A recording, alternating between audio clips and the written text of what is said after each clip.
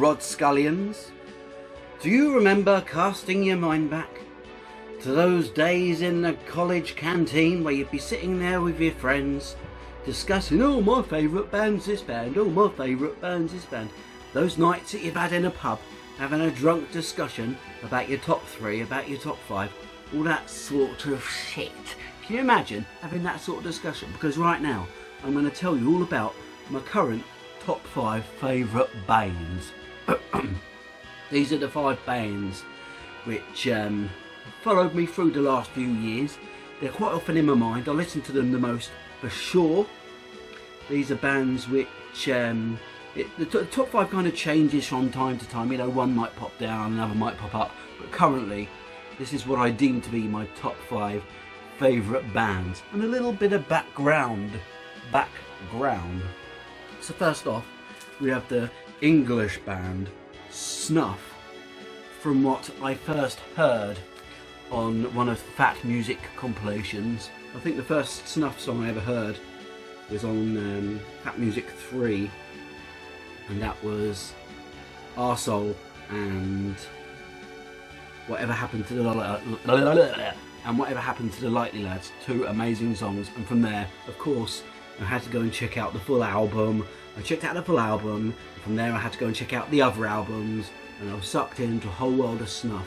And that was going back 20 years, and even now they're still bringing out new EPs, new albums. Snuff are still going strong, and they haven't weakened. Their albums are top grade all the way through. I love Snuff a very lot, and all of their spin-off bands, all of which are worth checking out.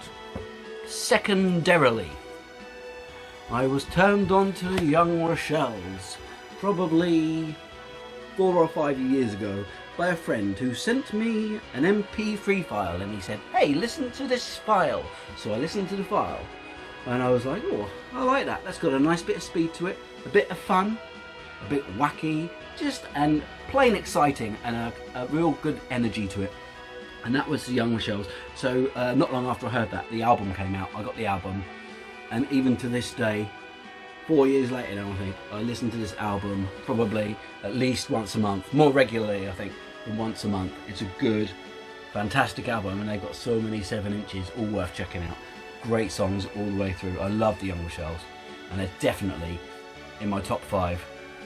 They're a solid part of my listening current history, and I can't wait for their new album to come out fairly soon. That's going to be dead exciting, and that's going to add so much longevity to the length that they're in my top 5. I think they're a top band. I love the Young Rochelles.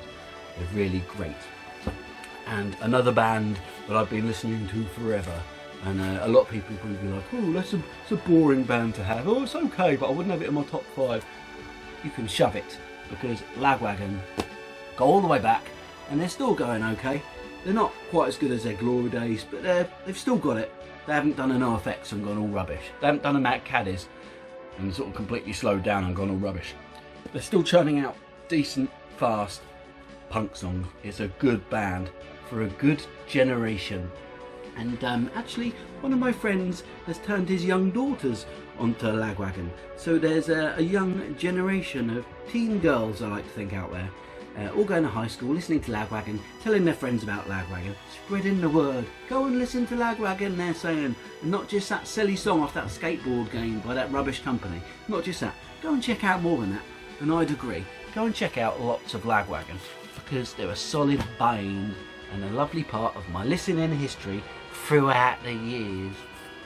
Now, with a bit more of a harder edge, for the days when I'm feeling a bit mean, for the days when I'm feeling like I just want to go and throw something in a fire and smash up someone's flipping house. I've got Leftover Crack, who don't have very many releases, but the releases that they do have are rock solid. Not so much their most recent album, but their earlier albums, especially World Trade and Mediocre Generica, are so important. There's orchestral pieces, songs that can really make you think, songs which are a great outlet for anger. There's just so much to a Leftover Crack album. You might not like his vocals, but the writing is fantastic. The first time I heard his vocals, I thought, what the heck is this? It sounds like a mad screeching gremlin. And little to know, but not long after that, I would be pretty much mad for Leftover Crack and all of the affiliated bands. I love the whole scene. It's fully lovely, and even to this day, I very frequently put on Leftover Crack, and I'm very often seen wearing a Leftover Crack t-shirt, etc, etc. And when I see that the police are going to knock on the door for any given reason, I'll quickly put on my Kill Cops t-shirt from Leftover Crack, which they love to see me wearing when I open the door. And after Leftover Crack, which is my 4th in my top 5 albums, which are in no order, when I was finding out about affiliated bands to Leftover Crack, bands which might share members, etc., I of course came across the World Inferno Friendship Society, which at one point shared a drummer. The bass player for the World Inferno Friendship Society was also the bass player for Snuff and Hipsters.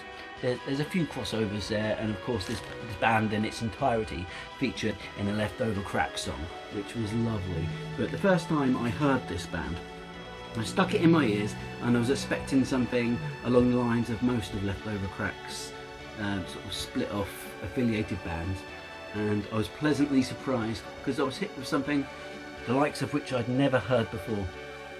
I heard the song The Brother of the Mayor of Bridgewater, which you should go and listen to now and see if you like it. And if you do, listen to all their songs.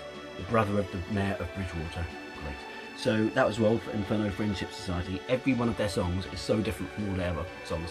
So there's no consistency in general to what you'd expect from one of their songs.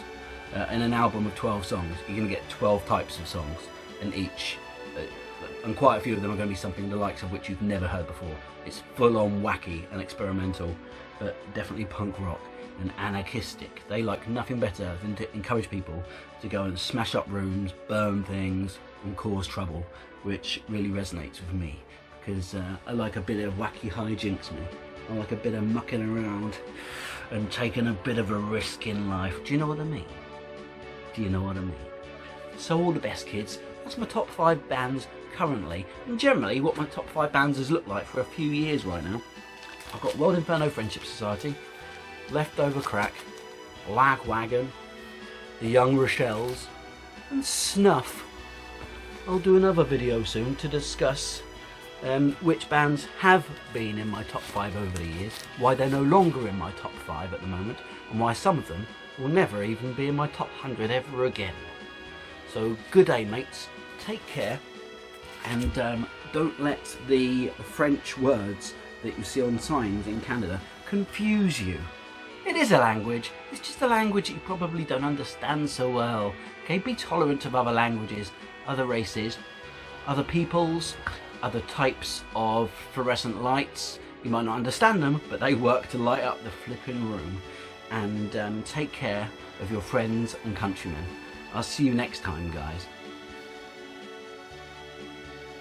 All the best.